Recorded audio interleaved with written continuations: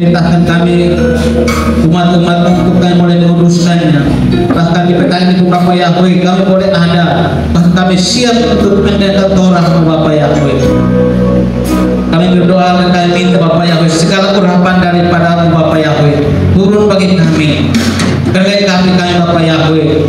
Layakan kami Bapak Yahweh untuk kami boleh mendengar dasar-Mu. Bahkan berikan pengertian hikmat bagi kami sehingga setiap nafas setiap Torah kami bisa mengerti dan kami bisa melakukan dalam hidup kami Bapak Yahweh. Segala intimidasi daripada si setan yang berusaha untuk mengganggu kami Bapak Yahweh ketika kami mendengar Torah Bapak Yahweh, kami berdoa kami sepakat dan kami tolak dalam nama Yesus Masih. Bapak Yahweh, Engkau ambil alih seluruh hidup kami, bahkan hati kami dibuka untuk Torah-Mu. Bapak Yahweh, Engkau boleh urapi kami Bapak Yahweh. Terima kasih Bapak, kami siap untuk mendengarkan Torah-Mu. Di dalam nama Yesus Masih kami berdoa. Haleluya. Amin. Silakan duduk Bapak Ibu. Kita akan membaca pada firman Torah pada saat kita saat ini kita akan buka dari Bilangan pasal yang ke-8. Tadi sudah dibacakan. Bilangan pasal 8 ayat 1 sampai dengan ayat yang ke-11. Saya akan membaca bagi kita. Bapak Yahweh boleh menyimak atau membaca dalam kitabnya masing-masing. Kaki pelita emas. Dan berfirmanlah Yahweh kepada Moses dengan mengatakan, berbicaralah kepada Harun dan katakan kepadanya, ketika engkau pergi untuk menyalakan pelita-pelitanya, ketujuh pelitanya itu harus bersinar ke arah depan, sebelah depan kaki pelita. Dan demikianlah Harun melakukannya ke arah depan, sebelah depan kaki pelita. Dia telah membuat pelita-pelitanya menyala seperti yang telah difirmankan Yahweh kepada Moses. Dan beginilah pembuatan kaki pelita itu, dari emas tempaan sampai ke kakinya, sampai ke ujung tangkainya, semuanya dari emas tempaan, sesuai dengan pola yang telah Yahweh perlihatkan kepada Moses. Demikianlah dia membuat kaki pelita itu. Dan berfirmanlah Yahweh kepada Moses dengan mengatakan, ambillah orang-orang Lewi dari tengah-tengah Bani Israel, dan engkau harus menahirkan mereka, dan haruslah engkau melakukan hal ini kepada mereka untuk menahirkan mereka. Percikanlah pada mereka air dari persembahan penghapus dosa, dan haruslah pisau cukur melewati seluruh tubuh mereka, dan haruslah mereka mencuci pakaian mereka serta menaikkan dirinya.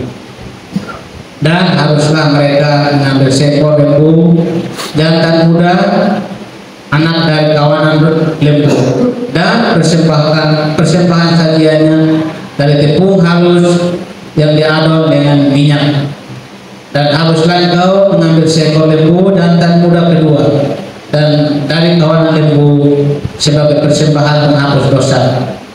Dan engkau harus mendekatkan orang Lewi ke depan kemah pertemuan, dan engkau harus mengumpulkan seluruh jemaat Bani Israel, dan engkau harus mendekatkan orang Lewi itu ke hadapan Yahweh, dan Bani Israel harus menumpangkan tangannya ke atas orang Lewi.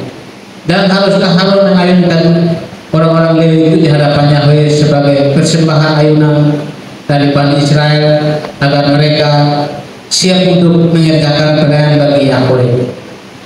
Demikian jawab bacaan. Bapak Ibu yang dikasih dalam Yesus Masih, pada saat kita tekan ini berbicara tentang BH atau PK atau apabila engkau memasak. Bapak Ibu yang saya kasihi dalam Yesus Masih, kalau kita melihat perjalanan dari Bani Israel ketika mereka keluar dari Israel, Bapak Yahweh boleh membawa mereka untuk berputar dari satu tempat ke tempat yang lain, tapi tempat yang paling berkesan atau tempat yang paling boleh dikata bahwa itu tempat yang paling istimewa adalah ketika mereka boleh berdiam di kaki Gunung Sinai. Artinya di tempat itu pun mereka berdiam cukup lama.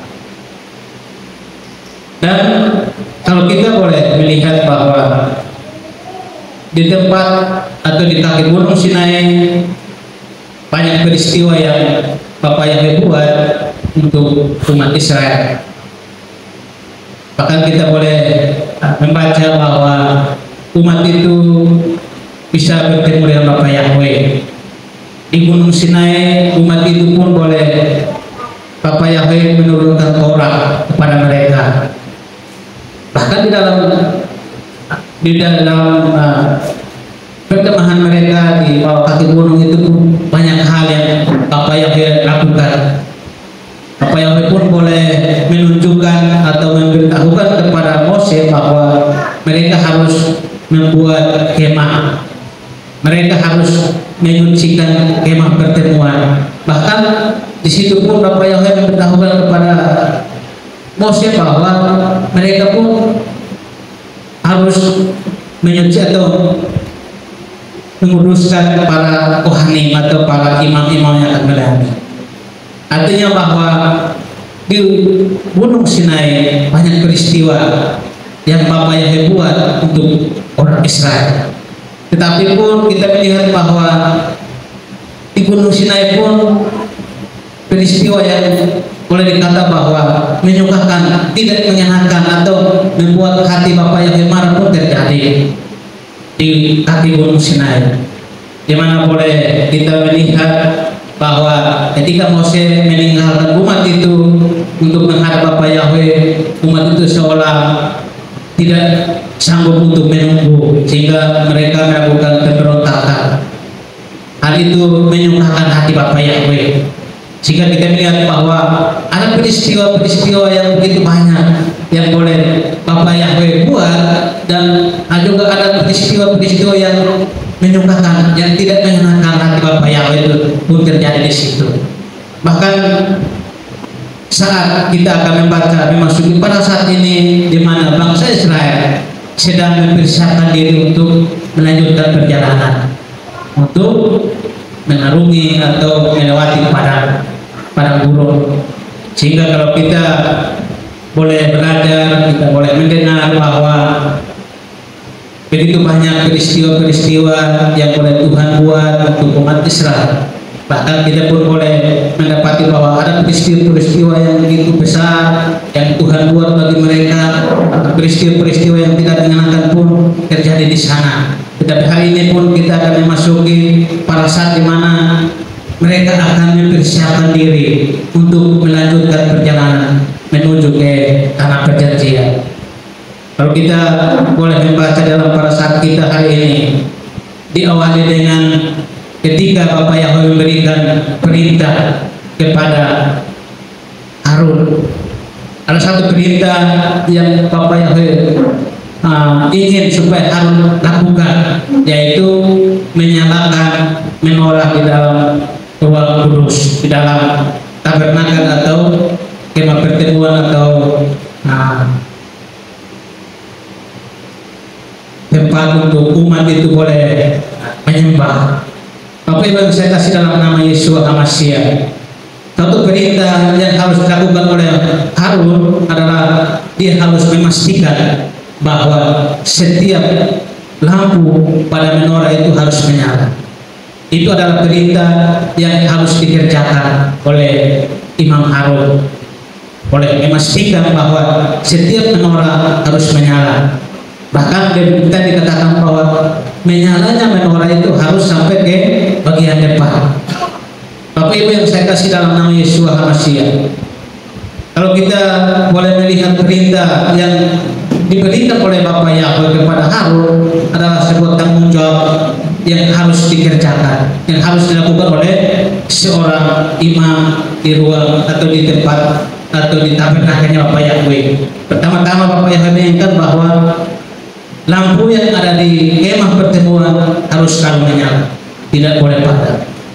Perintah yang harus dilakukan oleh Moses dan keturunannya. Dan memastikan bahwa setiap pelita di dalam menorah itu harus selalu menyala. Bahkan penerangan yang ada pun harus sampai kepada bagian depan, karena di situ ada meja sajian atau di mana tempat di mana roti sajian itu diletakkan, sehingga nyala daripada menorah itu harus sampai ke bagian depan daripada meja atau tempat roti sajian itu diletakkan. Bapak Ibu yang dikasih dalam Yesus Hamasiah, bahkan kalau kita baca pada saat kita pun di situ, Bapak Yahweh pun mengingatkan untuk Moses, mengingatkan Bani Israel bahwa mereka harus merayakan Pesak, bahwa umat itu harus merayakan Pesak pada waktu yang akan ditentukan oleh Bapak Yahweh sendiri, di mana mereka harus mempersiapkan diri untuk merayakan Pesak itu. Bahkan itu harus dilakukan oleh bangsa Israel. Itu adalah sebuah perintah, maka semua orang Israel harus merayakan Pesak dengan waktu yang akan ditentukan oleh Bapak Yahweh sendiri, yaitu pada bulan pertama di tanggal yang ke-14. Pesak diperintahkan oleh Bapak Yahweh ketika umat itu berada di kaki Gunung Sinai, dan harus dikerjakan, harus dilakukan oleh semua orang Israel, dan mereka harus melakukan perintah itu. Tetapi kalau kita membaca dalam para satu kita bahwa di situ ada orang-orang Israel yang tidak bisa ambil bagian dalam perayaan itu karena alasan mereka sedang berkontak dengan mayat sehingga mereka najis. Tetapi mereka memiliki keinginan, mereka mau membawa kurban persembahan mereka, tetapi karena keadaan mereka yang najis, maka mereka meminta petunjuk Moses, sehingga bagaimana mereka punya keinginan, sehingga hal itu membuat Moses harus bertanya kepada Bapak Yahweh, kira-kira untuk bangsa Israel yang tidak sempat, yang tidak bisa melakukan atau ambil bagian dalam Pesak pada tanggal 14 di bulan pertama, apa yang harus mereka kerjakan, sehingga Bapak Yahweh pun menetapkan Pesak kedua bagi orang-orang yang tidak sempat atau tidak ambil bagian dalam perayaan Pesak pertama. Jadi Bapak Yahweh menetapkan ada Pesak kedua, di mana itu akan dikerjakan di bulan kedua di tanggal yang ke-14.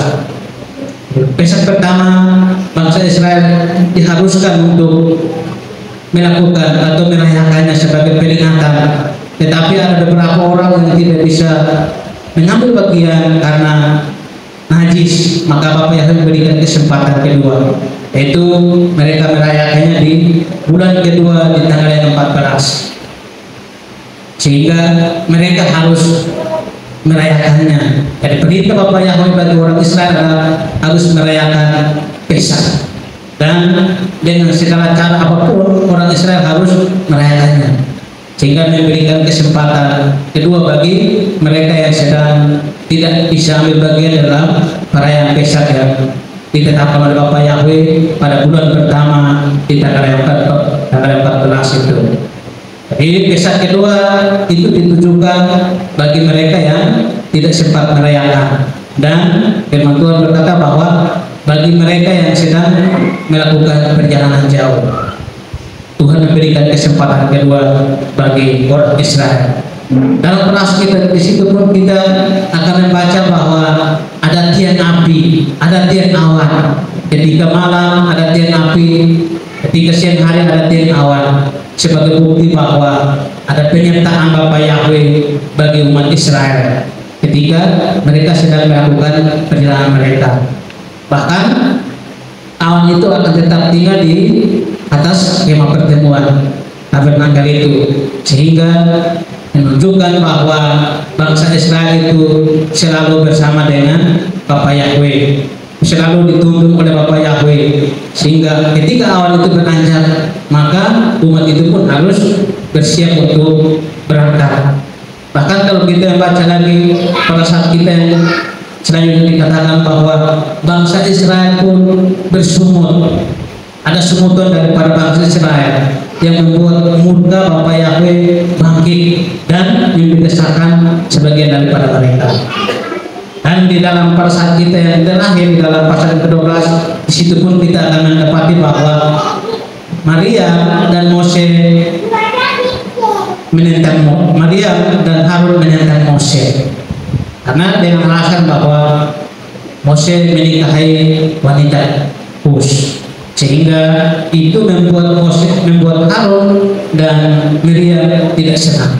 Bahkan mereka boleh menentang Mose. Mereka tidak terima bahwa kenapa Bapa Yahweh berbicara hanya kepada Mose saja, kenapa tidak dengan kami, sehingga hal itu membuat murka. Dan kita tahu bahwa lewat peristiwa Harun dan Maria menentang Mose, maka Maria pun harus mendapatkan kutukan daripada Bapa Yahweh, yaitu dia menderita penyakit kusta.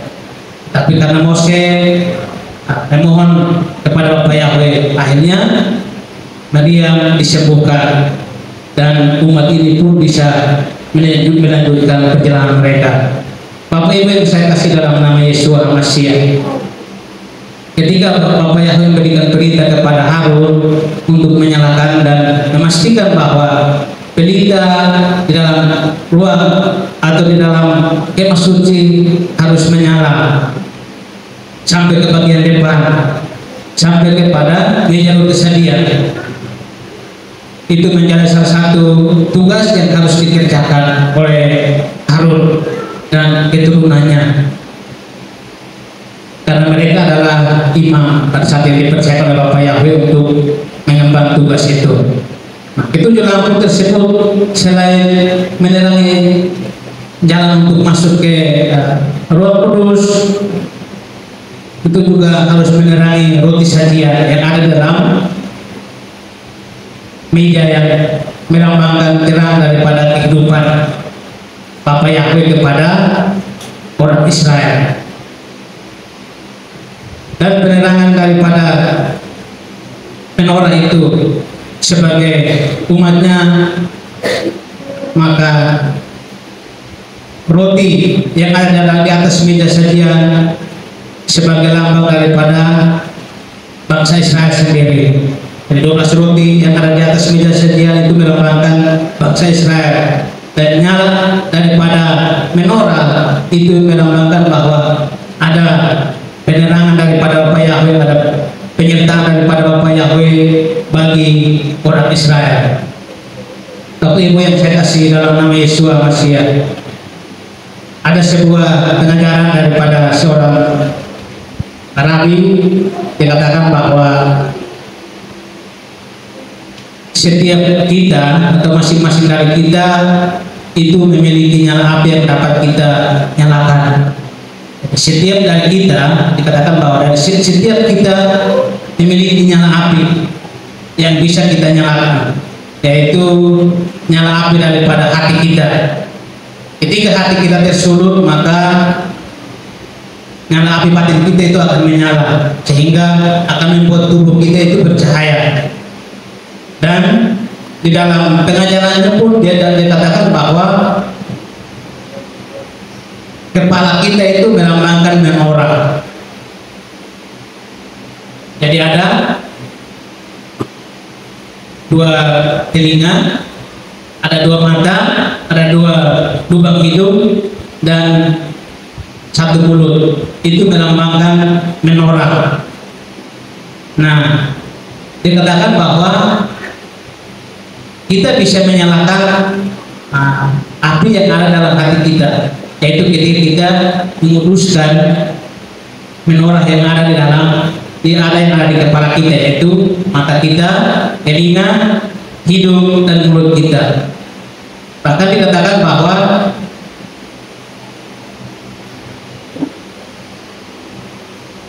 ketika kita menyalakan menorah yang ada di kepala kita itu, maka akan terpancar cahaya, karena hati kita sedang memancarkan api yang ada dalam hidup kita. Api menorah yang ada dalam hidup kita, ketika kita menguruskannya, maka akan timbul, akan muncul api yang akan menyinari hati, menyinari hidup kita, menyinari tubuh kita, sehingga kita akan kelihatan bercahaya.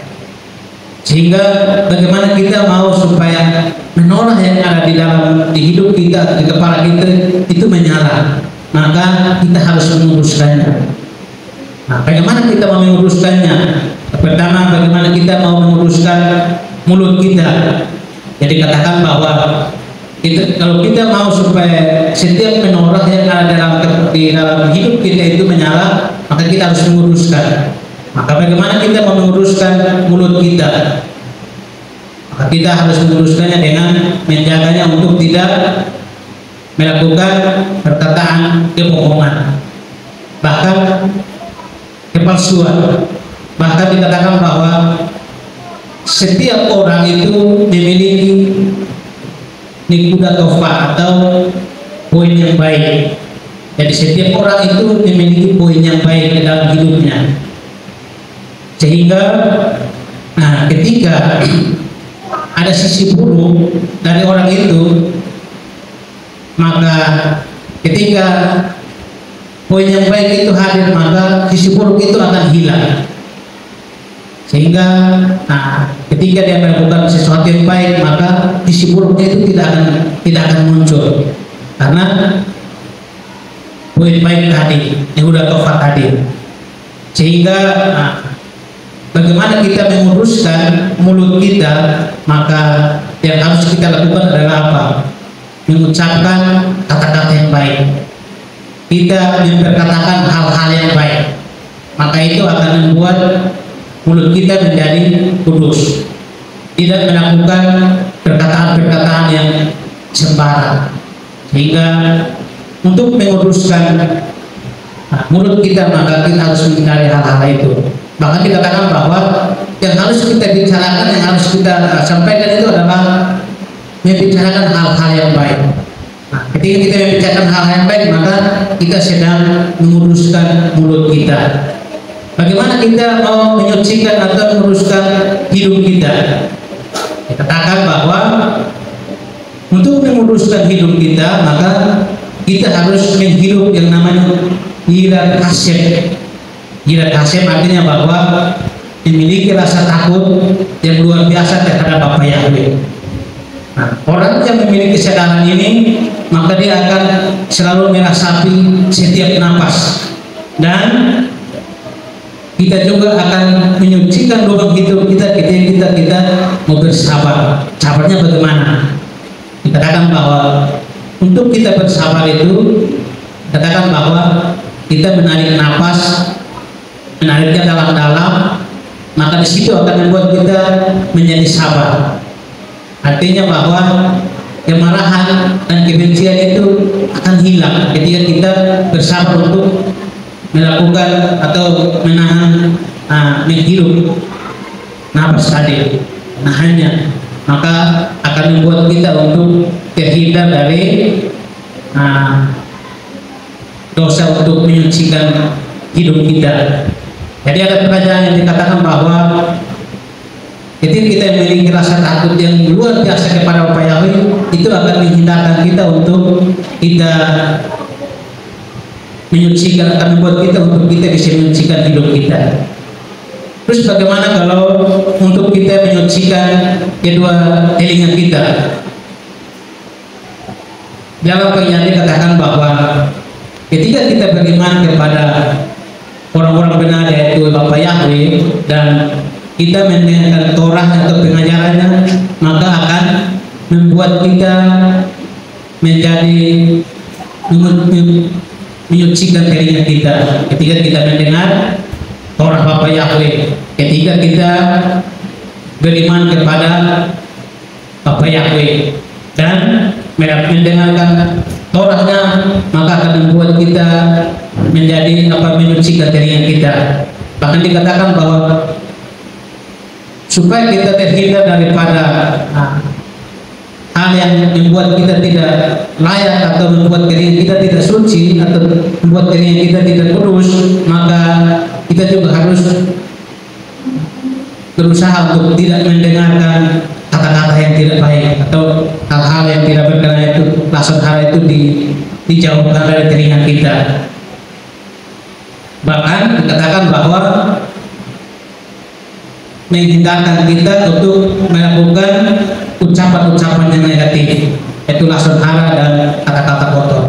Jadi untuk membuat telinga kita, untuk menyucikan telinga kita, maka kita harus menghindari laksana hara, kata-kata kotor. Bahkan kita harus mendengarkan Torah. Itu adalah cara untuk kita bisa menyucikan telinga kita. Nah, bagaimana untuk kita bisa menyucikan mata? Nah, dikatakan bahwa untuk menyucikan mata kita, maka yang harus kita lakukan adalah menutup jalan kejahatan. Tapi saya merasa bahwa hari-hari ini untuk menutup jalan kejahatan memang harus berjuang. Tetapi dikatakan bahwa kita harus menutupinya dari kejahatan. Bahkan dikatakan bahwa untuk menyucikan mata kita, dikatakan bahwa kita tidak boleh melihat hal-hal yang seharusnya kita tidak lihat, tidak boleh kita lihat. Bahkan dikatakan bahwa memandang negatif seseorang saja itu tidak boleh, sehingga itu akan membuat mata kita tidak suci, atau kita menguduskannya. Itu ya, memandang negatif seseorang itu tidak boleh, bahkan itu tidak dianjurkan. Nah, ketika kita mau mencari kebaikan dan menyucikan kedua mata kita, maka katakan tadi bahwa tidak boleh melihat hal-hal yang tidak boleh kita lihat. Bahkan dikatakan bahwa harus menutupnya dari segala yang jahat, itu tidak boleh kita lihat, bahkan tidak boleh kita lakukan, karena akan membuat mata kita menjadi tidak kudus. Bapak Ibu yang saya kasih dalam nama Yesus, dikatakan bahwa nah, ketika kita berupaya untuk memelihara pelita atau berusaha untuk menyalakan menorah dalam kehidupan pribadi kita, maka hati kita itu harus, dikatakan tadi, menorah yang ada itu harus menyala, maka hati kita akan bersinar, hati kita akan memancarkan cahaya. Tapi ketika kita tidak bisa menguruskan atau menjaga menorah yang ada di kepala kita, maka akan membuat hati kita pun tidak bisa memancarkan cahaya. Bahkan kalau kita boleh membaca di dalam Amsal, di situ dikatakan bahwa Amsal 20 ayat yang pasal 20 ayat yang ke-27 dikatakan bahwa hati nurani manusia itu merupakan terang. Nah, bagaimana untuk hati kita itu bisa membacakan terang? Maka kita harus menguruskan hidup kita. Ketika hidup kita tidak dikuduskan, maka hati kita pun tidak akan memancarkan sesuatu yang bersinar. Tapi itu yang saya kasih dalam nama Yesus Masih. Kita kembali kepada perhatian kita hari ini. Di situ kita belajar bahwa ketika suku Lewi dipilih oleh Bapak Yahweh, bahkan Bapak Yahweh ingin menguruskan suku Lewi untuk ambil bagian dalam pelayanan, untuk membantu Harun dalam tabernakelnya Bapak Yahweh. Maka di situ sudah dikatakan dengan jelas dalam Bilangan 3 di dalam ayat yang ke-6 dikatakan bahwa bawalah suku Lewi mendekat dan suruhlah mereka untuk berdiri di hadapan Imam Harun dan mereka harus melayaninya. Bapak Ibu, kalau kita melihat daripada parasat kita atau daripada pembacaan kita hari ini, kita pun boleh melihat bahwa suku Lewi di mana Tuhan pilih untuk melayani Bapak Yahweh. Suku Lewi, Tuhan mau untuk memakai mereka. Suku Lewi, Tuhan mau untuk menjadikan mereka untuk bekerja dalam kemah Bapak Yahweh. Maka Dia mau untuk umat itu dipisahkan. Dia mau supaya umat itu dibersihkan sebelum mereka mengambil bagian dalam pelayanan Bapak Yahweh di dalam tabernakelnya Bapak Yahweh itu di kemah suci. Nah, kalau kita mau melihat daripada perjalanan daripada suku Lewi, dikatakan bahwa penunjukan mereka itu langsung oleh Bapak Yahweh. Suku Lewi itu dipilih oleh Bapak Yahweh sendiri, sehingga itu membuat umat yang lain itu mungkin tidak akan merasa bahwa kenapa mereka, tetapi kita lihat bahwa penunjukan langsung oleh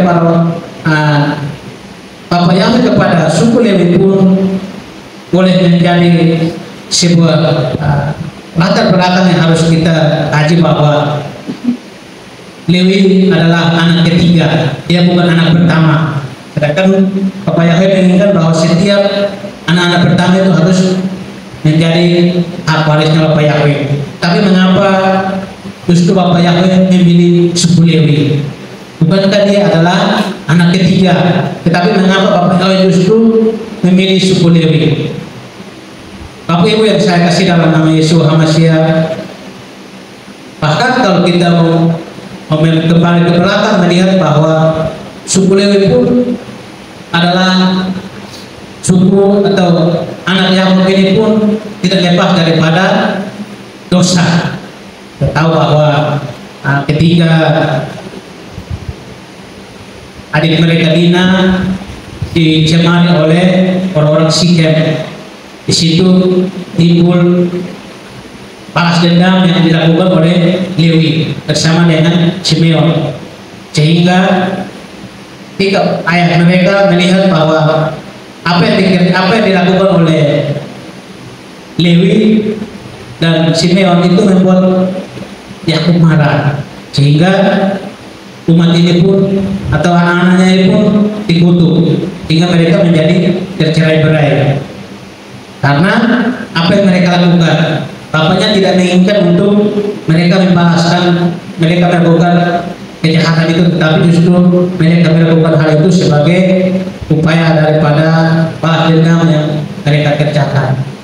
Hingga kita mau melihat bahwa suku Lewi pun sebenarnya melakukan hal yang tidak berkenan di hadapan Bapak Yahweh. Tetapi mengapa Bapak Yahweh harus memilih mereka? Tetapi itu bukan menjadi sebuah apa yang membuat harus Bapak Yahweh memilih mereka. Nah, kita melihat bahwa ketika orang Israel berdiam di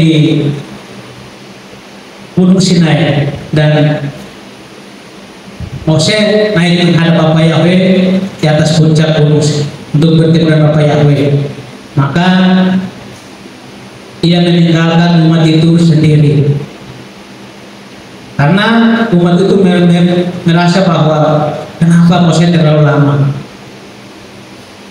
meninggalkan mereka, sehingga karena umat ini sudah dari sana yang dikatakan bahwa mereka adalah umat yang tegak tengkuk, mereka tidak sabar, sehingga muncul pemberontakan yang mereka lakukan. Dan pemberontakan yang mereka lakukan itu adalah sesuatu kekejian bagi Bapak Yahweh, karena mereka sedang membuat patung lembu emas dan mereka justru beribadah kepadanya, sehingga hal itu membuat Mose dan Bapak Yahweh marah. Nah, ketika Mose turun dan mendapati hal itu, kita melihat bahwa ia memberikan sebuah tantangan bagi umat itu, di mana dia meminta bahwa siapa yang mau memihak kepada Bapak Yahweh atau memihak kepada Bapak Yahweh, maka dia harus datang kepada Mose. Nah, di situ pun kita melihat bahwa dari ke-12 suku hanya Lewi yang mendekat kepada Mose. Artinya bahwa dari peristiwa ini pun kita melihat bahwa kesetiaan daripada Lewi itu terbukti bahwa mereka setia kepada Bapa Yahweh. Karena peristiwa itu pun peristiwa yang dilakukan oleh pada bangsa Israel ketika mereka tidak setia, maka Lewi harus membunuh saudara-saudaranya yang tidak setia. Nah, dari situ pun kita bisa lihat bahwa ketika Bapa Yahweh memberikan pilihannya kepada suku Lewi untuk ambil bagian dalam pelayanannya, atau ketika suku Lewi dipilih oleh Bapa Yahweh untuk menjadi pelayan-pelayannya di Kemah Suci, itu pun kita boleh melihat bahwa kesetiaan daripada suku Lewi pun di hadapan Bapa Yahweh sudah teruji. Bahkan lewat peristiwa-peristiwa yang terjadi, Lewi pun tidak turut ambil bagian di dalam hal-hal yang tidak berkenan di hadapan Bapa Yahweh. Bahkan dia harus membunuh saudara-saudaranya karena tidak setia. Maka tidak salah kalau pilihan Bapa Yahweh jatuh kepada suku Lewi, karena kesetiaan mereka kepada Bapa Yahweh teruji. Bapak Ibu yang saya kasih dalam nama Yesus HaMashiach, ketika suku Lewi harus dipersembahkan sebagai persembahan untuk mengambil bagian di dalam pelayanan Bapa Yahweh, maka semua orang Israel harus menumpangkan tangan. Kalau kita membaca dalam parasat kita tadi bahwa umat Israel itu datang berkumpul, mereka harus menumpangkan tangan kepada suku Lewi sebagai persembahan kepada Bapa Yahweh, karena mereka adalah kepunyaan Bapa Yahweh. Dan untuk melayani di Kemah Suci atau tabernakelnya Bapa Yahweh, maka orang Lewi pun harus disucikan, orang Lewi harus dikuduskan. Maka mereka harus membawa persembahan rujukan yang mana harus ditujukan kepada Bapa Yahweh sebagai bentuk di mana mereka mempersembahkan suku Lewi untuk ambil bagian di dalam tabernakelnya Bapa Yahweh.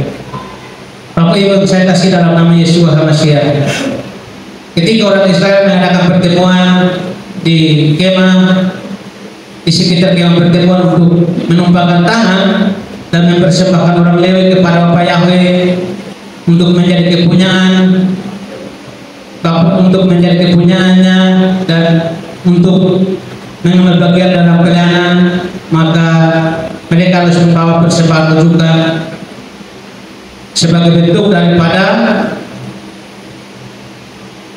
apa yang harus mereka bawa untuk persembahan kepada Bapa Yahweh, di mana mereka harus membawa persembahan itu, dan Harun harus membuat atau menguruskan umat atau suku Lewi supaya mereka bisa layak untuk ambil bagian di dalam tabernakelnya Bapa Yahweh, karena mereka telah dipilih untuk mengambil bagian dalam pelayanan Bapa Yahweh.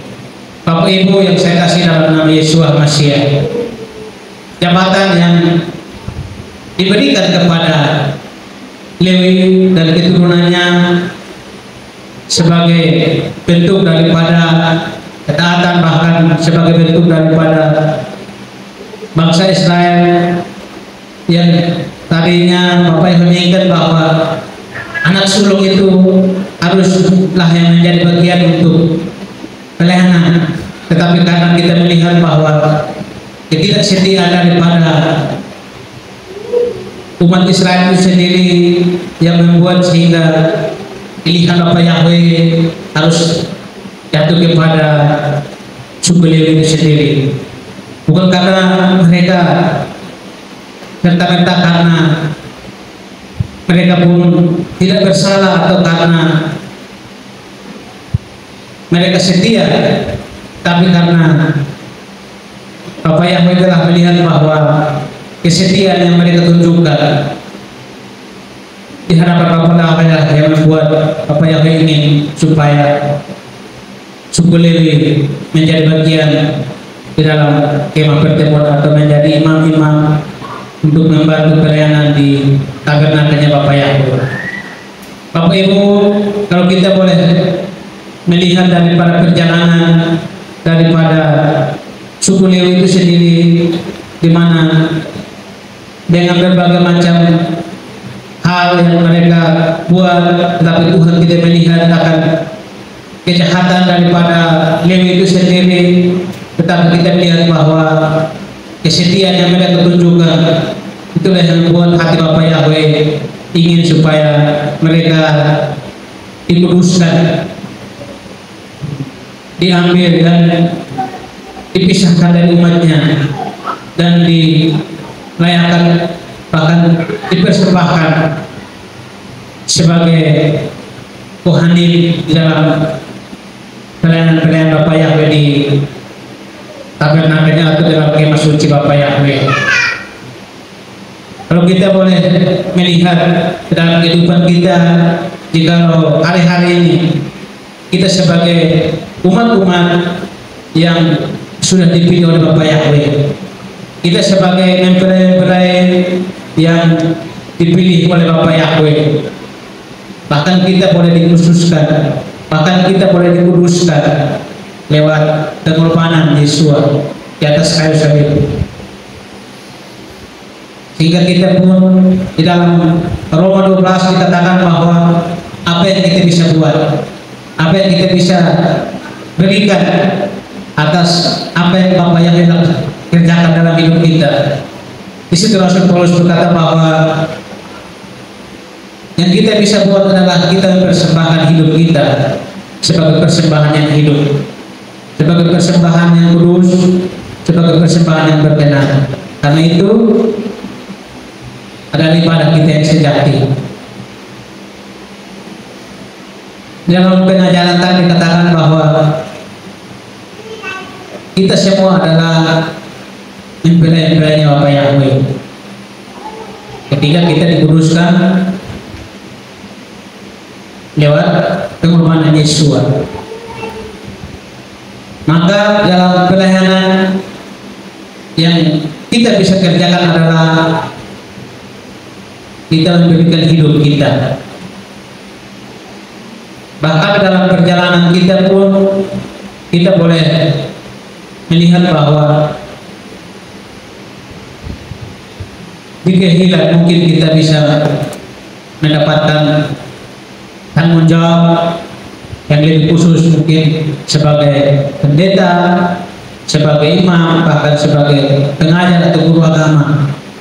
Itu adalah pelayanan yang Bapak yang percaya, itu adalah anugerah yang kita bisa berikan untuk menopang setiap pekerjaan Bapak Yahweh di setiap kehidupan, dan itu merupakan anugerah. Maka yang kita bisa lakukan adalah melakukan dengan setia dan taat. Nah, ketika kita dipercayakan oleh Bapak Yahweh hidup kita yang kita bisa persembahkan sebagai bentuk pelayanan kita di luar, di tempat kerja, di tempat usaha, atau dimanapun yang kita bisa melakukan pelayanan itu, maka yang kita bisa lakukan adalah melakukan dengan setia, melakukan dengan jujur, bahkan kita melakukan dengan tekun.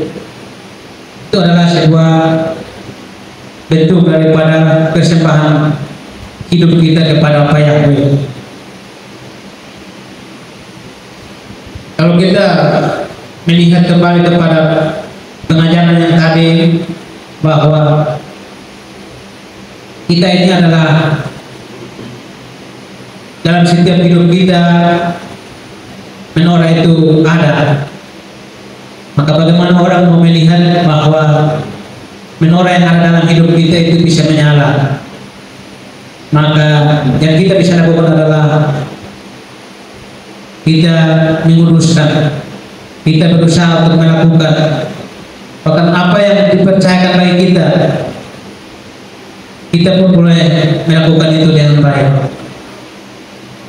Orang akan melihat, orang akan mengagumi, bahkan orang akan mengasihi Bapa Yahweh ketika mereka melihat bahwa menoreh-menoreh yang ada dalam hidup kita itu menyala. Tapi orang akan mencela, orang akan merasa bahwa hidup kita itu tidak berguna, hidup kita itu tidak berarti ketika menoreh-menoreh yang ada dalam hidup kita itu tidak menyala. Maka bagaimana kita mau supaya menoreh-menoreh yang ada dalam hidup kita itu menyala? Dikatakan bahwa hanya Torah yang bisa membuat hidup kita itu berarti, hanya Torah yang bisa membuat hidup kita itu bisa bercahaya.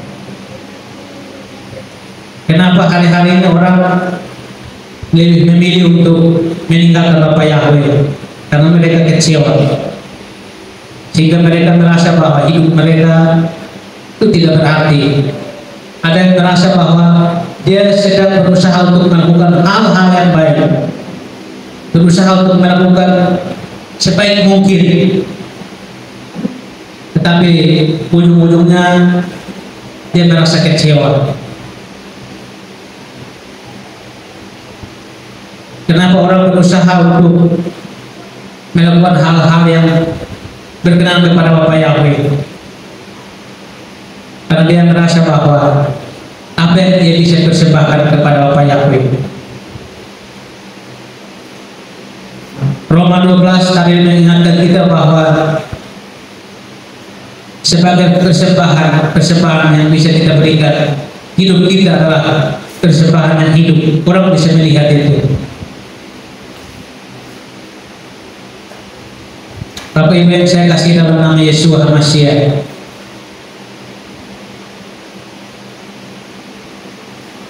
bangsa Israel, suku-suku yang lain, mereka didapati bahwa mereka tidak berkenan untuk ambil bagian dalam tabernakelnya Bapa Yahweh, dan hanya suku Lewi yang Tuhan pilih. Maka tanggung jawab yang dipercayakan bagi mereka, mereka melakukannya dengan penuh sukacita. Mereka melakukan itu dengan penuh tanggung jawab karena sebuah kepercayaan yang Tuhan taruh bagi mereka. Maka tugas yang sama yang hari-hari ini Yesua boleh meneruskan kita, maka dia pun memberikan kita sebuah tugas, sebuah tanggung jawab yang juga harus kita kerjakan. Dan tanggung jawab itu bagi sebagian orang itu tanggung jawab yang biasa-biasa saja. Yang penting kita datang, yang penting kita beribadah, itu sudah cukup. Tapi kita tidak bisa merasakan bahwa apa yang Tuhan ingin kita buat. Kita tidak bisa merasa bahwa hidup kita hanya untuk itu saja, hal-hal yang seperti itu. Dia mau supaya kita menjadi pelayan-pelayan yang bukan hanya sekedar ingin ada di depan, bukan hanya sekedar ada di tempat kerja, dan tidak melakukan hal-hal yang orang bisa melihat bahwa anak-anak Bapa Yahweh, pelayan-pelayan Bapa Yahweh. Tapi justru Tuhan mau supaya kita melakukan tanggung jawab itu. Kita boleh menjadi pelayan-pelayan yang bertanggung jawab. Dan bagaimana kita mau supaya sebagai pelayan-pelayan Bapak Yahweh kita didapati bahwa memang kita layak untuk mengambil bagian dalam setiap pelayan Bapak Yahweh. Bapak Ibu yang saya kasih dalam Yesus Masiah, pengorbanan Yesus memberikan kita tanggung jawab. Pengorbanan Yesus memberikan kita sebuah tugas yang harus kita kerjakan, yaitu kita mempersembahkan hidup kita. Maka persembahkanlah hidup kita sebagai persembahan yang berkenan kepada Bapa Yahweh. Dimanapun kita berada, kita adalah pelayan-pelayan Bapa Yahweh. Maka lakukanlah setiap tanggung jawabmu, setiap tugasmu sebagai persembahan yang berkenan di hadapan Bapa Yahweh. Hanya itu yang bisa kita persembahkan sebagai anak-anak Bapa Yahweh yang sudah diselamatkan, yang sudah ditebus. Maka hidup kita adalah persembahan yang bisa kita persembahkan bagi Bapa Yahweh. Bapa Yahweh memberkati kita. Biarlah firman, biarlah Taurat di petang sore hari ini boleh mengingatkan bahwa pelayanan itu bukan milik daripada kepala, pelayanan itu bukan menjadi milik daripada imam, tetapi pelayanan adalah tanggung jawab daripada semua orang percaya. Ketika kita sudah dikuduskan dan dikhususkan oleh Bapa Yahweh, maka kita bisa melakukan itu bukan hanya di kehidupan, tetapi di sekitar kita, bahkan di dalam kehidupan kita setiap hari. Itu adalah pelayanan yang kita persembahkan bagi Bapa Yahweh. Dan biarlah persembahan yang kita persembahkan bukan persembahan yang biasa-biasa, tapi persembahan yang berkenan di hadapan Bapa Yahweh. Dan hidup kita pun menjadi persembahan yang hidup. Bapa Yahweh memberkati kita. Saya berikan kepada Bapak Gembala. Halo Bapak Ibu. Ya, hari ini pada saatnya BK ya, mengangkat atau dalam tampilan di sana menjalankan bilangan lapor dan cara dulu. Berfirmanlah Yahweh kepada Mose dengan mengatakan, wahai Yahweh ya, Yahweh kepada Mose dengan mengatakan, berbicaralah kepada Harun dan katakanlah kepadanya, ketika kau pergi menyalakan pelita-pelitanya, ketujuh pelitanya itu harus bersinar ke arah depan, sebelah depan kaki pelita. Cara juga diceritakan tentang penghabisan atau pengangkatan para Lewi. Maka di sana sedikit diceritakan tentang Pesak yang lawan, bahkan peralatan-peralatan tabernakel, bahkan yang cukup sangat mengagetkan adalah cerita tentang pemberontakan orang yang paling dekat dengan Mose ya, justru menentang otoritas yang mempercayakan pada Mose. Pada saat di sana menceritakan tentang mengangkat pelita, tadi sudah diceritakan, tapi saya ingin memperdalam sedikit bahwa dalam kitab OJB Misle atau Amsal pasal 20 ayat 27, kalau kita baca dalam ILT terjemahan baru di sana dikatakan roh ya manusia, tetapi dalam ortodok Jewish Bible di sana dikatakan neshama atau Adam, jiwa manusia ya. Kalau saya lebih ke arah sana, karena roh dia akan kembali kepada yang begitu. Ayat pernah berkata bahwa roh akan kembali kepada pemilik. Kitab Amsal pengkhotbah katakan debu ya, bahkan roh akan kembali kepada pemilik.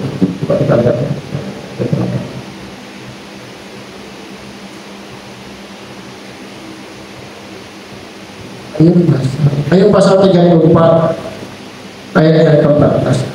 Jikalau ia menarik kembali rohnya dan mengembalikan nafas kepadanya, maka binasalah bersama-sama segala yang hidup, dan kembalilah manusia kepada debu. Raja Salomo mengatakan Pemkhotbah pasal 12, maka debu akan kembali ke tanah seperti yang pernah ada, dan roh kembali kepada Elohim yang pernah datang. Dan pada akhirnya dalam kitab Wahyu, jiwa manusia akan bertanggung jawab di hadapan penghakiman Elohim. Ketika dia mati, ya, fisiknya akan kembali ke tanah, roh yang dikaruniakan Elohim akan kembali kepada Elohim, dan jiwanya, nesamanya akan dibawa ke pengadilan tahta putih anak domba. Jadi Bapak Ibu, jiwa manusia itu sangat mempengaruhi kehidupan kita. Jiwa kita itu sangat mempengaruhi. Ya. Misle pasal 20 ayat 27 dikatakan bahwa Neshama Adam, ya, Neshama Adam, kata ya di dalam OJP dikatakan Neshama Adam is the near life of Hashem, searching all the innermost detail. Ya.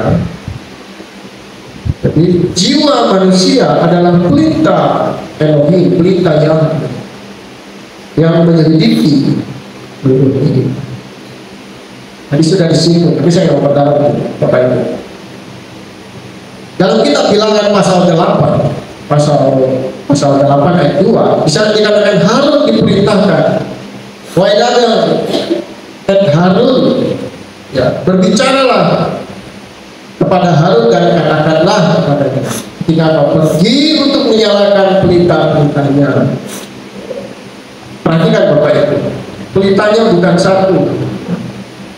Walaupun ayat perkataan selanjutnya menegaskan bahwa itu adalah menorah. Dikatakan pergi untuk menyalakan pelita-pelitanya. Ketujuh pelitanya harus bersinar ke arah depan sebelah kaki manusia. Dia tidak akan dikatakan menorah kalau dia tidak menyala. Dia tidak akan dikatakan menorah kalau ketujuh pelitanya tidak menyala. Jadi 6 menyala, salah satu tidak menyala, itu tidak dikatakan menyala. Jadi neshama manusia, walaupun dalam Amsal dikatakan bahwa firman itu adalah pelita, tapi kalau kita lihat dalam konteks pelita itu adalah jiwa neshama kita. Ya. Kalau kita tidak hidup di hadapan Tuhan dengan sempurna, maka percuma. Makanya firman Tuhan katakan sama seperti Bapa, hendaklah mau sempurna. Ya, sempurna itu harus ada dalam diri kita. Dikatakan bahwa kalau cuma 6 atau di tengah-tengahnya mati, itu bukan menorah.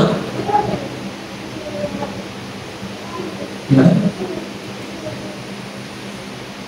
Bahkan para nabi katakan begini, apa artinya neshama seseorang ketika dia melakukan avodah penyalaan menorah, tapi jiwa neshamanya cacat di hadapan.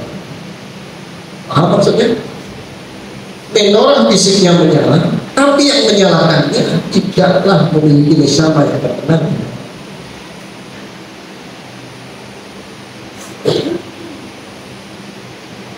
Jadi ketujuh pelitanya itu harus menyala. Dengan kata lain, pelayanan hidup ini nggak bisa asal-asal. Yang penting aja, yang penting udah jalan. Makanya dalam kitab Wahyu, salah satu teguran Yeshua, firman yang adalah Alfa dan Omega, Allah dan Tahu, dikatakan apa? Bertobatlah, ya. Karena engkau meninggalkan kasihmu yang mula-mula. Bertobatlah, kalau tidak aku akan mengambil kaki dia. Perhatikan ya, secara personal kaki dia itu berbicara Tuhan tidak berkenan lagi kepada seseorang. Secara kehilat itu sudah tidak memiliki lagi cahaya di dalam kehilangan itu. Sudah tidak memiliki lagi kaki dia, cahaya itu diambil. Dengan arti kata apa? Orang boleh datang ke gereja, orang boleh datang ke kehilangan, tapi tidak memiliki kehidupan. Gereja hanya sekedar sebuah panggung, sebuah rutinitas, sebuah kegiatan sosial. Setelah itu hilang, tidak memiliki kehidupan. Yesus mengatakan itu. Kalau tidak, cahaya menorah itu, kaki dia akan aku ambil. Sehingga apa? Orang datang ke gereja tidak ada penerangan secara jiwa bagi dia. Dia tidak mengalami sesuatu. Kenapa ya saya mengalami? Kenapa? Ya, karena gereja itu sudah Tuhan tolak. Bukan tolak dalam dikatakan. Sudah ada kesempatan Tuhan beri kehilangan itu untuk bertobat, tapi tidak diingat. Maka jangan heran. Ya, Yesus datang tidak membawa gereja sinode, tidak. Ya, persekutuan pertemuan kudus. Bagi Saul katakan pertemuan kudus. Ya, dalam pengertian dikatakan mesianik. Kalau terjemahan baru dikatakan Kristen di Antioquia. Tapi dalam mesianik Bible bisa dikatakan mesianik. Ya, Judaism yang percaya kepada Mesias, hanya diserah mesianik Judaism. Kalau saya renungkan, kita ini nggak tepat mesianik Judaism, karena itu bukan orang Yahudi.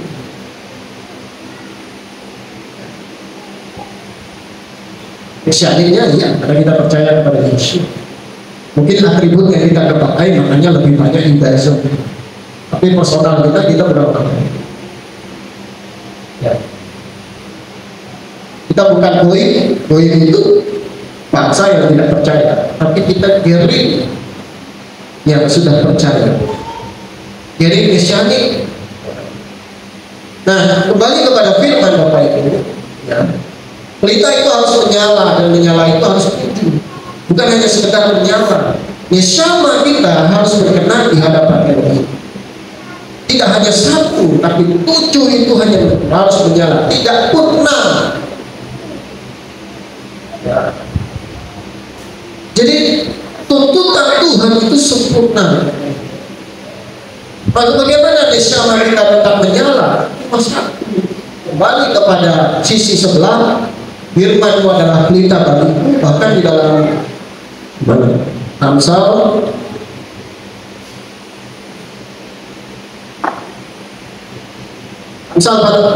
pasal 6 ayat 23. Sebab perintah itu pelita. Ini pelita dari tadi kita pelita dari sisi jiwa manusia, sekarang pelita dari sisi firman.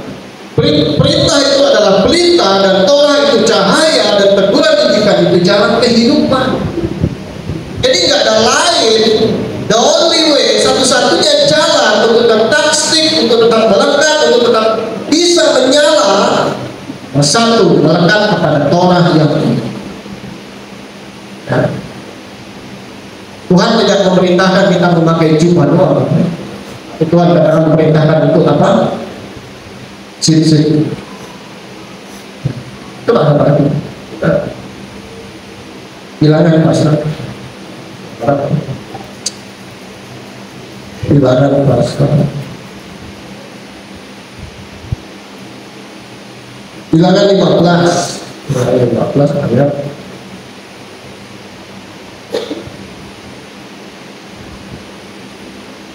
38-39. Berbicaralah kepada Bani Israel, dan harusnya engkau mengatakan kepada mereka bahwa mereka harus membuat jubah pada ujung-ujung baju mereka. Turun-temurun harus engkau memberikannya benang berwarna nila kepada jubah di ujung baju mereka. Perhatikan. Dan terjadilah kepadamu ketika kau melihat kepada ujung jubah itu, maka dia akan mengingatkan kamu kepada seluruh perintah Yahweh agar kamu melakukannya, sehingga kamu tidak akan mencari seluruh hatimu dan seluruh matamu, karena menuruti mereka kamu berlaku sebagai pelajar. Perhatikan Bapak Ibu, sip-sip dibuat, dikatakan firman-Nya ketika kamu melihat sip-sip. Ya. Jadi ada unsur mata, di sana ada unsur mata, ada unsur panca indera. Ketika kamu melihat sip-sip, itu akan mengingatkan kamu kepada Torah Yahweh.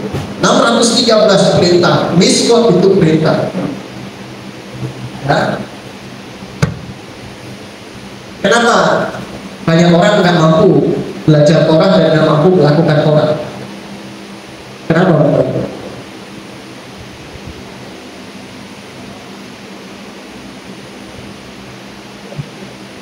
Jiwa seseorang itu dilihat ketika dia melakukan misbah benaran firman, dan pelakuan dia terhadap misbah itu dapat dilihat. Ya, ini Bapak Ibu. Kalau keinginan matamu lebih kuat kepada dunia, kau tidak akan pernah mampu melakukan misbah. Berarti kita ini uji saja kepada kita. Kalau mata kita dipenuhi dengan keinginan dunia, boro-boro melihat miskin jumlahnya. Seorang pria yang suka pornografi, onani, masturbasi, hubungan seksual di luar nikah, apapun itu, keinginan mata, kejahatan asal katakan keinginan mata, matanya dituruti, gak akan mampu. Karena matanya gak akan mampu melakukan miskot, karena matanya dipenuhi dengan keinginan daging.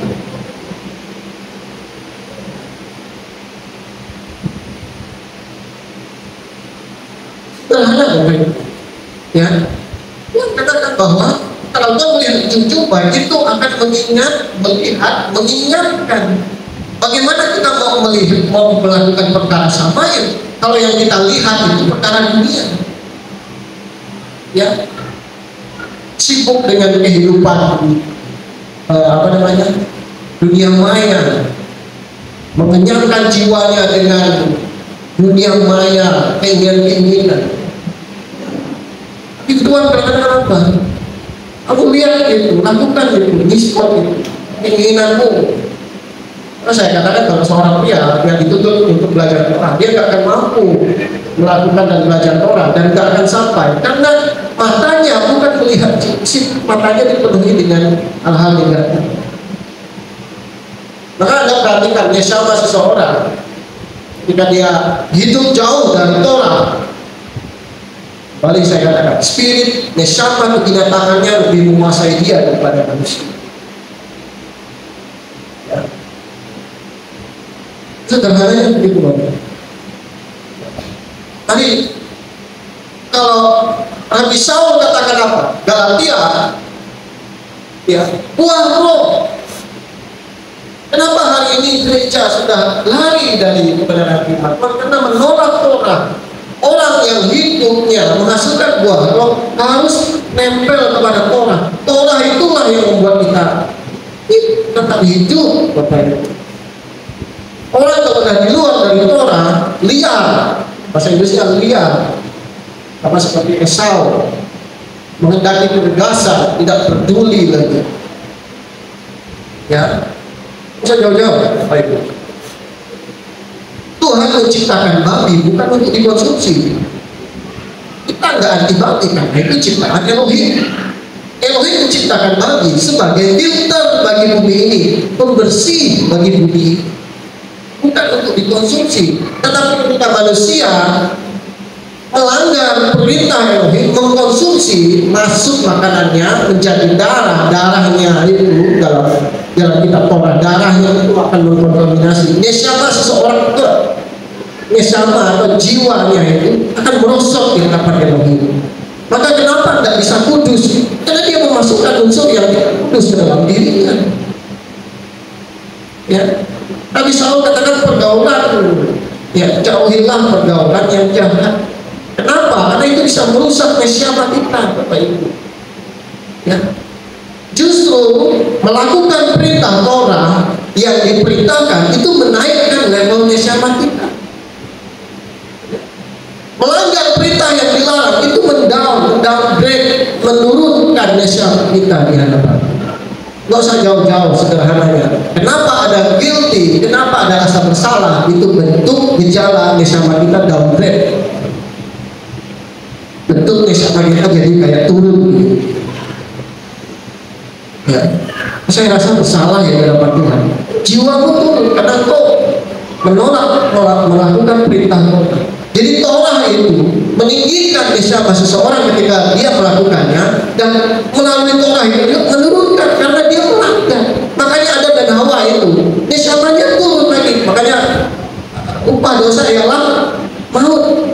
Ya, semua manusia berdosa dan kekurangan. Kenapa kekurangan? Neshamanya turun. Ya, nggak bisa lagi selevel dengan Tuhan. Jadi Tuhan nggak bisa selevel dengan Adam dan Hawa karena neshamanya sudah turun, jiwanya sudah downgrade. Kenapa? Memberontak melawan Tuhan. Jadi dia harus diusir, dia akan mati. Ya, itulah sebabnya kenapa iman dituntut untuk kekudusan. Orang jadi kekudusan itu levelnya sama dengan neshama. Ketika kekudusan seseorang naik karena melakukan perintah Torah, baru kata Yahweh Elohim melek haula, diberkatilah engkau Yahweh Elohim kami Raja Penguasa semesta alam, yang menguduskan kami dengan perintah. Bapak Ibu, neshamamu akan naik level, neshamamu akan bertambah-tambah ketika engkau melakukan perintah Torah. Ya, saya nggak mau ambil pusing dengan orang-orang yang komentar di Facebook atau di mana yang hanya udahlah, saya nggak akan sentuh 1-2 kali, selanjutnya biarkan mereka berkuat. Tapi saya nggak akan meratifikasi, saya nggak akan mendowngrade jiwa saya hanya untuk barang-barang seperti itu. Ya kalau mereka nggak suka ya sudah, silakan. Kalau Anda menolak Torah, silakan lakukan. Tidak melakukan. Kenapa Anda kayak bagaimana, kayak apa?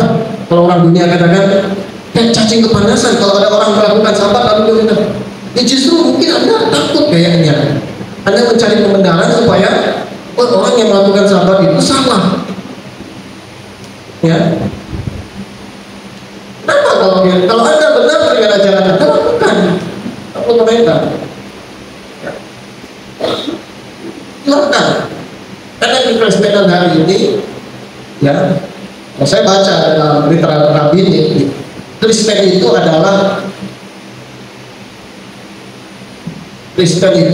Helenis Judaism, Helenisasi Judaism. Makanya atribut-atribut orang Kristen itu akarnya semuanya dari sana semua. Mereka pakai sekolahnya juga untuk punya. Ya, apapun itu banyak atribut-atribut gereja yang ke arahnya sana. Ya, pendeta yang memberkati, ujung-ujungnya ngutip di ladang. Diberkatilah engkau di ladang, diberkatilah engkau di kota, dan segala macam disebutkan. Tapi di belakang layar itu tidak berlaku lagi. Tapi diberkati dengan Tuhan. Nggak bisa, kita nggak bisa begitu. Ya, jadi harus menyala di hadapan Elohim. Maka saya katakan yang membedakan seseorang itu satu. Dulu saya mengerti iman, tetapi ada dua. Neshama seseorang beda Bapak Ibu. Kuncinya cuma satu. Semakin tunduk seseorang kepada Torahnya Yahweh, semakin neshamanya mendekati level. Makanya jangan heran kenapa Mose bisa sampai berjumpa dengan Elohim, karena dia tahu dia menjaga hidupnya, tidak seperti orang Israel yang hidup dengan penggerutuan segala macam. Kenapa? Jadi kalau kita baca, kenapa Harun dipilih? Kenapa tidak Mose yang jadi Harun? Kenapa Miriam yang jadi second atau Harun dan ini kenapa? Kita sudah lihat di kedepannya. Ini orang tua berontak melawan Mose. Mose kan cuma satu saja kekurangan dia, karena kesalahan apa? Masalah memukul batu, mengatakan batu. Itu saja kesalahan dia. Tapi seluruh perjalanan hidupnya, seluruhnya hidupnya hanya untuk Elohimnya. Bahkan sampai hari ini kuburnya Mose pun tidak tahu, ayahnya pun tidak tahu, karena dia langsung naik bertemu jumpa, atau itu Elohim punya urusan. Elohim punya maksud supaya Israel tidak mendewakan, mentuhankan Mose, dan karena begitu dahsyatnya apa yang Mose buat, ya, maka jangan heran bangsa setelah mengklaim sebagai nabi. Di ceritanya lain, agak lucu-lucu, ya. Jadi Bapak Ibu, mari kita belajar, ya. Kita harus menaikkan terus level neshama kita, bukan dengan hal-hal yang jasmanian, tapi terus mendekatkan, melakukan perintah Torah dengan kita. Ya, itu yang Bapak Ibu. Jangan makan sesuatu yang bukan Tuhan perintahkan, Tuhan larang, atau Tuhan larang, jangan dimakan. Lakukan apa yang Tuhan perintahkan. Itu akan menaikkan level neshama. Ya, ketika engkau melihat orang, keinginan akan melakukan dosa itu tidak hilang, karena mata kita itu tertuju kepada Torahnya Yahweh. Ya. Tapi kalau mata kita itu sering dikenyangkan dengan hal-hal yang berbau dunia, jangan heran, nggak akan ingin melihat. Jauh perintah Torah. Ya. Hanya kalau ada orang keluarga nggak beres, hubungan status suami istri nggak beres, sana sini ternyata riwayatnya begini, sulit untuk sampai capai neshama yang Tuhan berikan. Ya. Daud kenapa bisa sampai ke sana? Wah, itu luar biasa. Jiwaku berkenan kepadanya. Elohim katakan, kenapa? Walaupun Daud punya kecacatan dalam perjalanan manusianya, tetapi neshamanya sampai Tuhan perhitungkan. Bahkan benih Masiah, Anasiah itu lahir dari.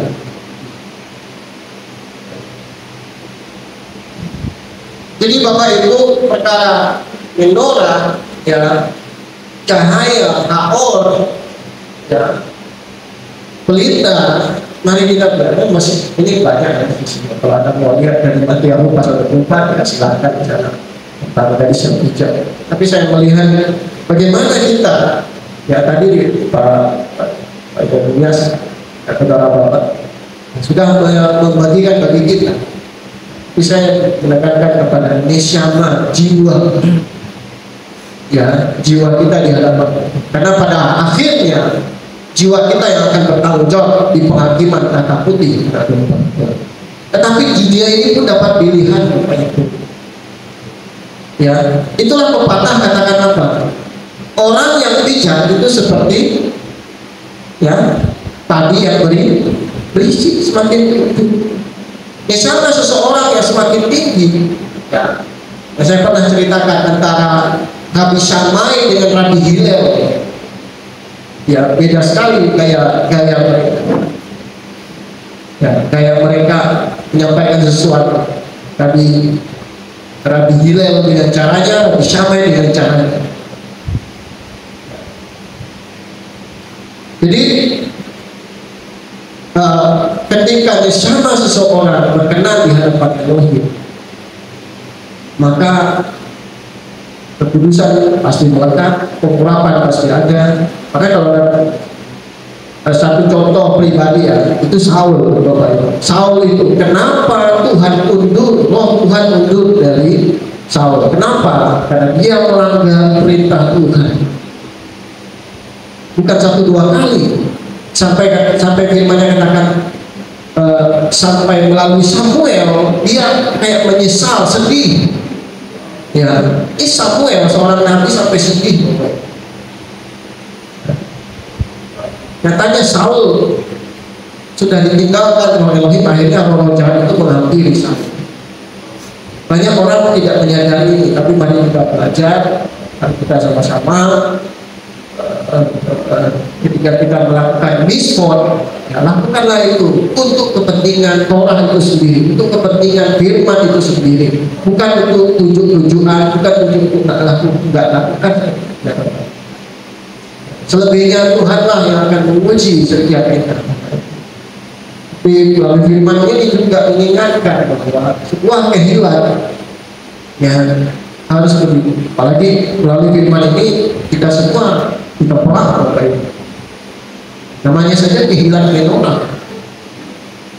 Ya, menorah itu harus memiliki pengertian, tujuh-tujuhnya harus menyala. Kalau cuma satu menyala, bukan menorah. Berarti ada yang something wrong. Ya. Berbicara tentang Lewi, kalau tadi Bapak Ibu perhatikan, ada satu kutipan firman Tuhan katakan, dan bawalah Lewi ke hadapan, nanti di hadapan, kemudian kumpulkanlah orang Israel, dan dikatakan apa? Tangan orang Israel harus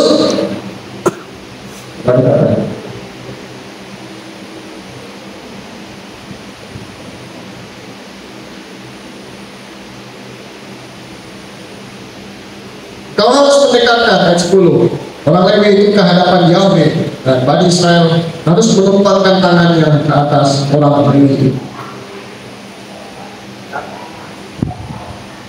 Jadi penumpangan tangan.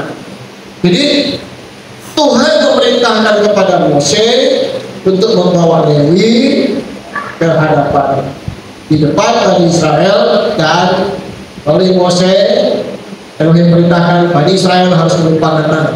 Kenapa menumpangkan tangan? Kenapa bukan Elohim langsung pilih saja? Inilah skema yang Tuhan mau, tidak asal ujung-ujung. Kenapa banyak gereja pecah? Kenapa banyak sidang luar biasa, pemilihan ketua sinode akhirnya pecah sana sini, pecah sana sini? Karena keluar dari petunjuk orang. Tuhan mau, walaupun orang Lewi itu dipilih oleh Tuhan, tetapi Tuhan ingin menunjukkan bahwa otoritas itu diberikan oleh Bani Israel kepada orang Lewi, karena orang Lewi akan merepresentasikan Bani Israel. Dengan kata lain, ketika benih Israel menumpangkan tangan kepada Lewi, mereka menyerahkan mandat kepelayanan itu kepada Lewi. Kamu yang akan mewakili kami sebagai suku Israel yang akan menghadap Lewi, karena mereka yang akan disulungkan, mereka yang akan dipersembahkan, mereka akan mengabdikan diri sepenuhnya. Sampai hari ini tidak pernah berubah. Orang Lewi terus akan mengabdikan diri itu, karena mereka akan merepresentasikan benih Israel yang lain. Jadi ketika ada yang memberontak, ada yang lawan, memang itu pemilihan Tuhan Lewi. Terus tapi Tuhan mau secara skenario, ya secara formal itu orang benih Israel menumpangkan tangan atas mereka. Jadi mereka nggak bisa apa-apa. Jadi mereka yang akan mewakili Bani Israel di hadapan Elohim. Ya. Di dalam Torah ada 3 jabatan.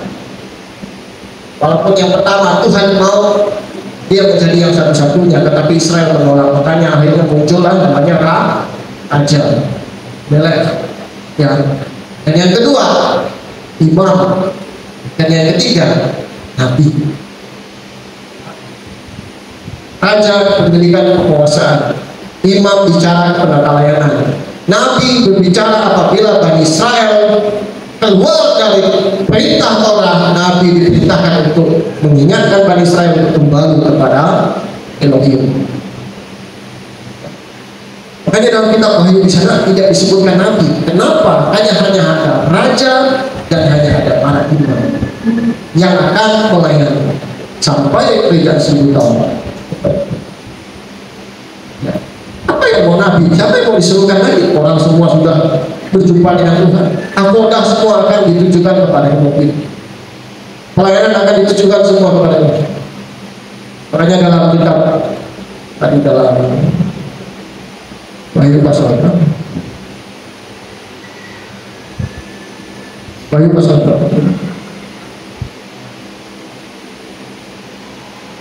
Wahyu 20 hari ini.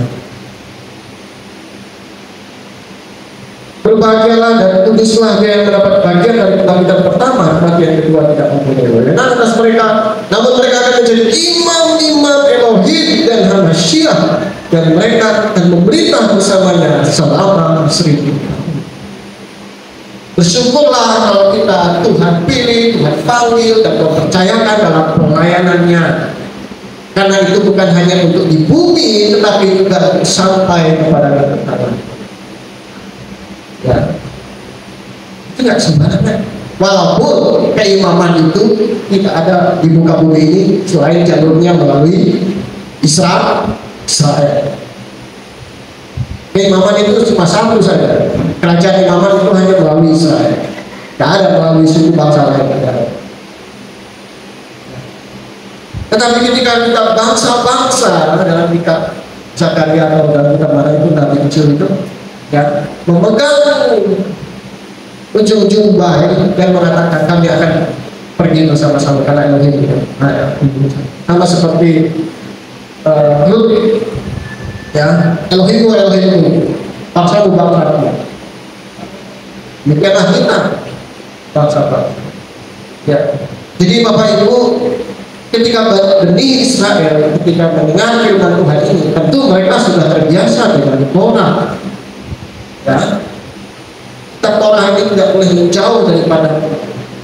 Artinya apa? Kalau secara tindakan, sit-sit itu mata kita itu nggak boleh menjauh dari sit-sit supaya mengingatkan kita akan perintahnya 613 mitzvot tanpa terkecuali tua muda besar kecil, ya. Karena melalui mitzvot itulah yang membedakan saya dan saudara dengan bangsa-bangsa yang lain. Ya. Ketika kita melakukan mitzvot itu, dikatakan apa? Kita seperti pelacur mengikuti keinginan semau kita. Karena Torah itu membuat hati kita ikut kemana dia mau, bukan ikut kemana kita mau. Ya, hari-hari ini bangsa membuat versinya sendiri, makanya Nabi Saul katakan apa? Orang-orang akan mengumpulkan guru-gurunya untuk menyenangkan telinganya. Kenapa guru itu berhubungan dengan telinga? Kadang-kadang katakan ini jawatan yang mempercayakan guru itu kan mengoleh. Ya, supaya hidup kita diajar, telinga kita itu mendengar sebuah pengajaran dan hidup kita diperbaiki. Ya. Terakhir, Bapak Ibu, saya ingin mengajak kita dalam Galatia pasal 6, 1 Korintus pasal berapa, tentang buah roh dan tentang karunia. Buah roh ada 9, karunia ada 9. Kejarlah nisyamamu sampai ke level sana. Kasih sukacita dan sejahtera, kesabaran, kemurahan, kebaikan, kelembutan, iman, kemudahan diri. Kejar nisyamamu sampai ke sana. Dalam sebuah renungan malam, ya, saya ingatkan Tuhan, pelayanan jangan sibuk hanya sekedar organisasi, tapi bagaimana nisyama atau iman atau jiwa-jiwa itu naik terus level di hadapan kita. Cahaya kita itu terang, cahaya hidup kita itu nyala di hadapan Tuhan, terang benderang, bukan letak di bawah gantang, itu terang benderang. Tetapi melalui mimbar ini kita dituntut. Ini ada mimbar, ini ada minumah. Orang yang melayani mimbar, orang yang melayani pelayanan nakodah di dalam altarnya, nisyamanya harus sederajat dengan pelayanan di altar. Paham nggak Bapak Ibu? Ya. Pelayanan di altar itu kalau di dalam kemah suci itu ada apa? Ya, basuh tangan, membakar persembahan, apalagi kemudian menyajikan roti sajian, menyalakan menorah, bahkan sampai membakar dupa, naik sampai ke dalam lebih level yang lebih dalam lagi itu, ya, melakukan pelayanan itu di dalam ruang. Anda perhatikan, ada nisyamanya itu beda-beda. Jadi para imam itu hanya melayani sampai di pelataran dan ruang kudus. Tetapi ruang kudus tidak sembarangan. Nisyama seseorang yang melayani di ruang maha kudus itu dituntut tinggi. Makanya dia dikasih bel-bel di kakinya. Kalau ada apa-apa, kata imam, Tuhan tidak berkenan. Makanya secara prosedural Tuhan memberikan prosedural yang sampai ke tahap dia bisa melayani. Dia harus diasingkan dari keluarganya, dia tidak boleh bersama keluarganya sekian hari karena menjaga kekudusan, menjaga jiwanya untuk tetap melekat, akodahnya itu tetap melekat. Karena beberapa waktu dia akan melakukan akodah mewakili seluruh Bani Israel. Ya, itu tidak main-main. Maka ketika seorang imam yang melakukan akodah, pembacaan Torah, melakukan WL, ibu-ibu menghilangkan sinyas, ya, membersihkan kehilang, apapun itu, ya, neshamamu harus kamu pikirkan. Seharusnya, bukan seharusnya, jiwaku pun harus sama dengan kesucian dari pelayanan itu. Ya, sehingga kita nggak seperti kayak banyak orang asal-asalan.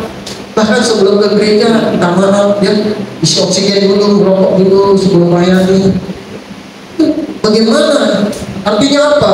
Mimbar itu dia mensejajarkan jiwanya itu sama dengan ini. Tak bisa, Bapak Ibu. Ya, berarti sama saja kita menajiskan mimbar itu dengan jiwa kita. Ya, para imam ketika membaca Quran, ya, itu saya mengharapkan semua kita baca Quran, bacalah dengan pemberian yang merdu. Karena Torah ini bukan baca buku. Ya, azan juga begitu, PL juga. Ya, karena kita memperkatakan lagu yang melalui firman, bahkan yang menyampaikan midrash, ya, kita hormati Torah. Yang duduk mendengarkan kita hormati, beri pengagungan kepada Torah. Walaupun kita nggak di golongan Torah di tempat ini, ya, tetapi hati kita ada untuk Torah. Ya, pemberian-pemberian kita di hadapan kita. Jadi neshama kita itu sejajar dengan Torah itu sendiri. Jadi kenapa seorang pemungut cukai, ya, kenapa mengumpul dirinya gak layak? Karena dia tahu neshamanya gak sampai ke sana, karena dia tahu dia jahat. Jadi dia cuma minta satu apa? Biarlah kiranya aku diperdamaikan. Karena gak mungkin melakukan ampun kalau dirinya gak diperdamaikan. Ya. Tetapi yang di sebelahnya Farisi, aku gak seperti dia, aku berpersembah. Dia mengutamakan abodanya tanpa mengutamakan neshamanya. Dalam jiwanya tidak berkenan di hadapan Tuhan. Kan Yesus katakan, betul kan? Kamu mana di antara orang itu? Yang orangnya yang Yahudi. Tapi yang satunya apa? Dia mengedepankan apa yang dia lakukan, padahal dirinya tidak benar. Dia sombong, bahkan malahan lebih parah membandingkan dirinya dengan orang yang di sebelah. Ya. Dan kita pun demikian. Makanya dalam satu tata pelayanan, kenapa kita berdoa? Tujuannya seperti kayak pelayanan tabernakel, membasuh tanganmu, ada penyucian, kau harus berbenah diri, membereskan diri, ya, dan sebagainya, banyak hal. Kalau sudah di dalam pelayanan, kalau sudah di dalam rumah Tuhan, mau usah sibuk cerita dengan yang lain, karena jiwamu akan merosot dengan perkataanmu yang tidak berkenan, akhirnya malah kemana-mana. Ya, saya ingat sekali ada seorang aktor Indonesia, dia main film dengan Angelina Jolie, ya. Tapi dia perhatikan Angelina Jolie ini, dia tidak ngobrol dengan kru yang lain. Mungkin perasaan kayak sombong sekali aktor luar negeri ini. Ternyata baru dia tahu, ternyata Angelina Jolie lakukan itu untuk menjaga performanya tidak dipengaruhi dengan cerita macam-macam. Jadi ketika dia film itu, jadi dia konsentrasinya masih full. Jadi dia tidak sibuk dengan cerita sana sini. Enggak. Jadi dedikasi dia itu penuh untuk pemeran itu. Ya, pemeran yang akan dia mainkan, dia enggak. Ya, ternyata itu. Kita pun demikian kalau kita di hadapan Allah. Tidak usah sibuk-sibuk yang lain lagi. Duduk dia tenang, fokus saja. Ya, perbaiki hubungan kita dengan Tuhan.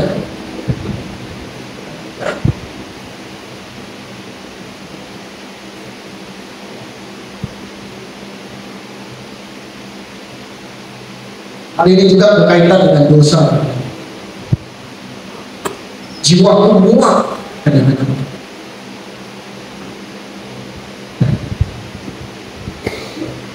Jadi mari Bapak Ibu, ya,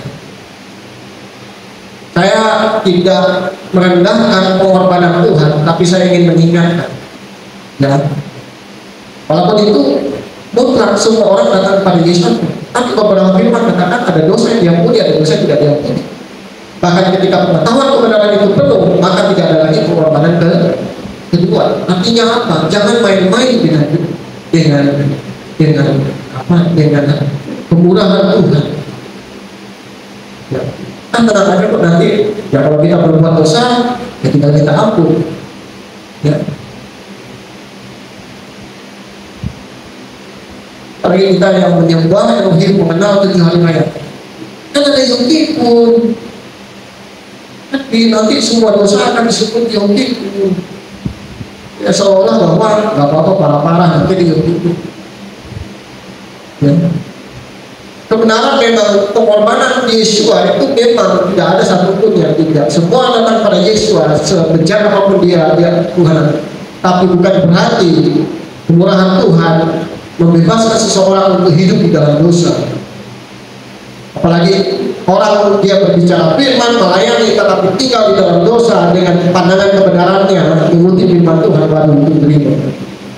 Saya nggak berani komentar tentang itu. Tapi itu jangan, itu urusannya dengan Tuhan. Kita nggak mau. Maka saya pun merasa jadi Kristen. Saya katakan pada imam, saya mau bagi tugas ini kepada Bapak Ibu juga. Supaya Bapak Ibu juga merasakan bagaimana melayani ibu-ibu. Ya, beban itu dibagi para imam. Ya.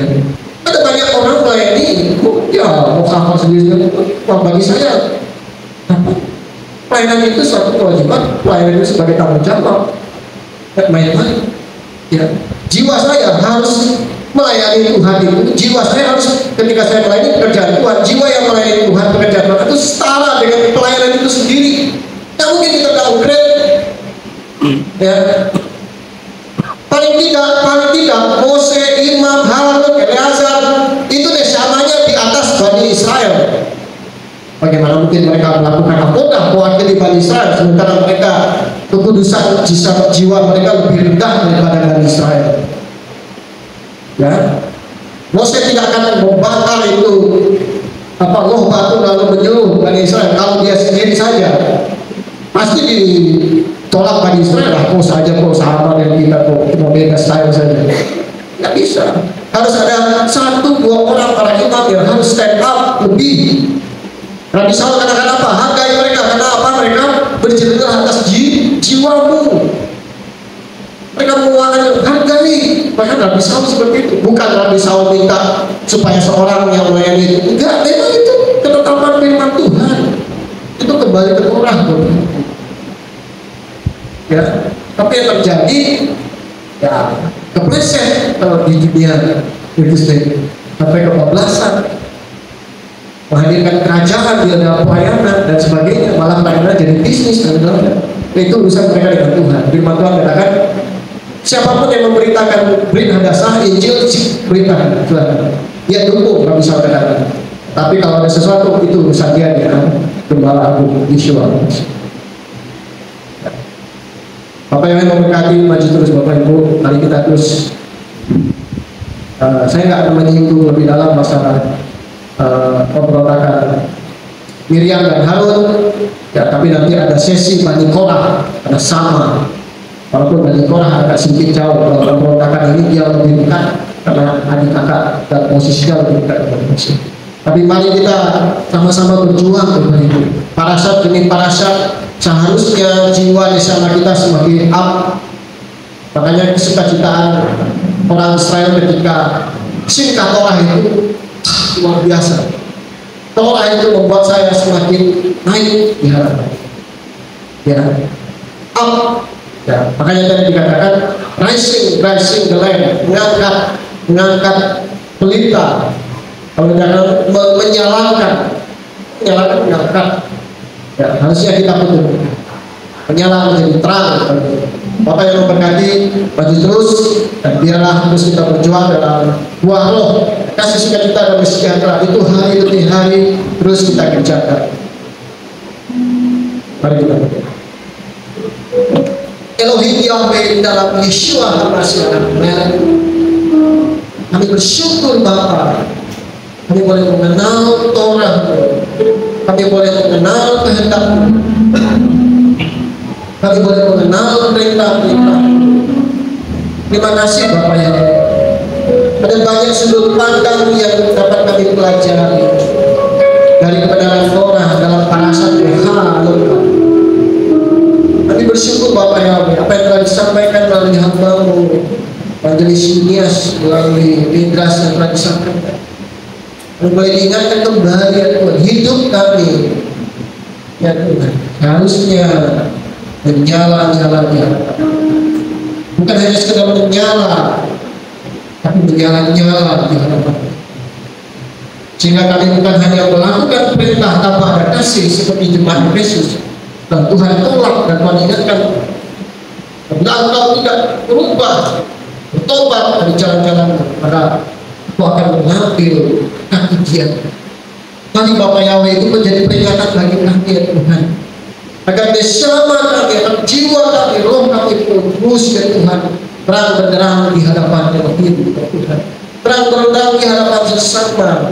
Bahkan buah roh kasih itu semakin uptight, sukacita itu semakin uptight ya Tuhan. Baikkan kemurahan ya Tuhan, pengendalian diri ya Tuhan, penguasaan diri dan beriman ya Tuhan, naik terus ya Tuhan. Itu yang hari-hari ini kami kerjakan, dan tidak ada jalan lain selain dari melakukan hidup sesuai dengan perintah Torah. Bagaimana bilangan mata kami harus tertuju kepada sit-sit, mata kami harus tertuju pada perintah, bukan kepada dunia, bukan kepada hal-hal kedagingan, tapi mata kami tertutup untuk dunia tetapi terbuka untuk perintah Torah Elohim.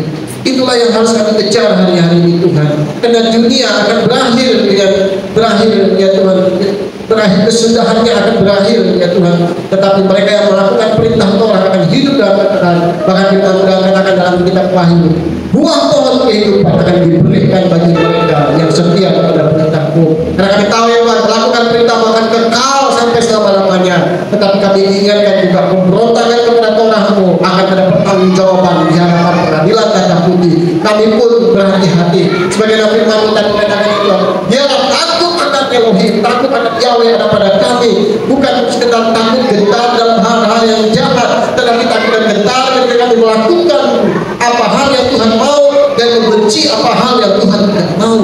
Terima kasih Bapak Yahweh yang tersyukur Tuhan.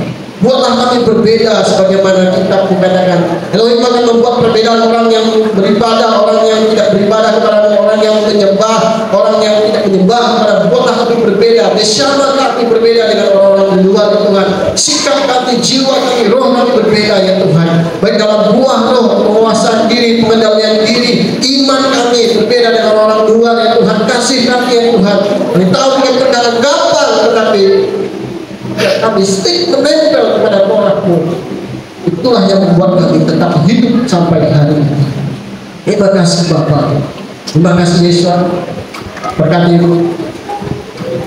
Bapak Evangelis Elias yang telah melakukan tanggung jawabnya, akodahnya melalui pemberitaan firman Midras, kembalikan pengharapan yang baru. Biarlah dalam seluruh pemakaian terus disingkapkan bersama istri dan anaknya, biarlah masa depan daripada Elohim Yahweh mengalir dalam seluruh kehidupan. Terima kasih, dan semua kami para imam yang melakukan akodah ya Tuhan, jemaat yang datang melayani Elohim di tempat ini, biarlah hidup kami tidak ya Tuhan menajiskan nama Elohim, tidak mencemarkan nama Elohim melalui perbuatan-perbuatan yang tidak berkenan, tetapi kami memuliakan nama Elohim, kami mengagungkan nama Elohim, kami menguduskan nama Yahweh di sini melalui akodah kami, melalui ketaatan kami kepada perintah Torah firman. Dan pujilah Elohim Yahweh, kudus-kuduslah Yahweh di dalam Yeshua HaMashiach. Tuhan di atas segala Tuhan, Raja di atas segala Raja, Elohim di atas segala Elohim. Kami berdoa dan mengucap syukur. Semua kita yang percaya katakan amin. Bapak yang berkati, saya kembali